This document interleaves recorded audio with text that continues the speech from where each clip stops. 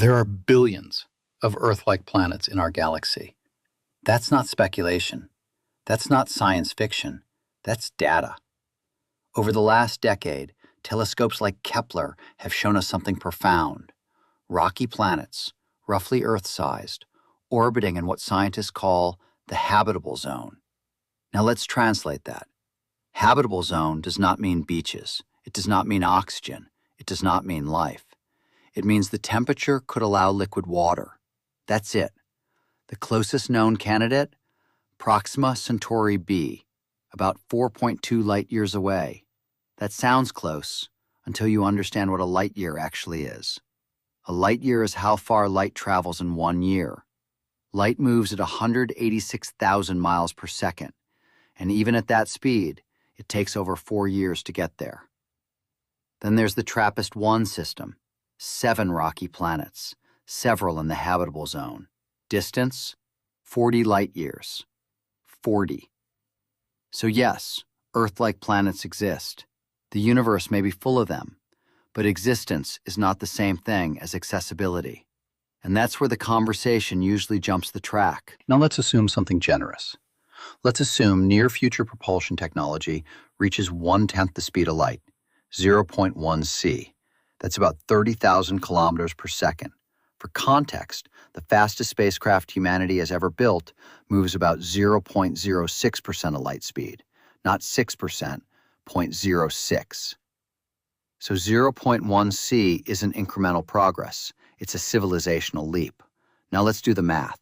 At 0.1 c, Proxima Centauri is a 42-year trip, one way. Round trip, 80+ years. And that assumes instant acceleration and deceleration, which physics does not allow.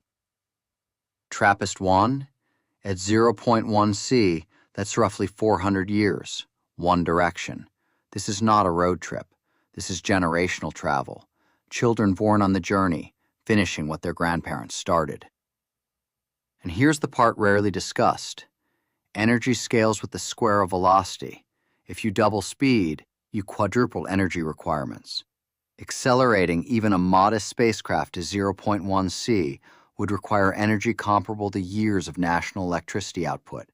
Then you must slow down, which requires that energy again. This isn't impossible in theory, but it is civilization-level expensive, and that matters, because when someone says aliens could just come here, they are casually assuming a species that has solved energy production, long-duration engineering, radiation shielding, interstellar navigation, and multi-decade mission reliability at scale. That's not a small assumption. That's an entire technological epic beyond us. Now here's where this becomes less about aliens and more about us. We live in a time where AI can generate realistic UFO footage. Governments release ambiguous documents. Algorithms reward mystery over math. In that environment, the leap from possible to present happens very quickly. Yes, life may exist elsewhere. Yes, intelligent civilizations may exist. But distance is the filter. The universe is likely full of planets. It is not likely small. And that difference matters. Because over the next decade, 2 things will happen simultaneously. We will discover more Earth-sized planets, and headlines will compress nuance into excitement. Habitable zone will become Earth 2.0. Theoretical propulsion will become we're almost there. And synthetic media will blur what looks real. The real challenge won't be aliens.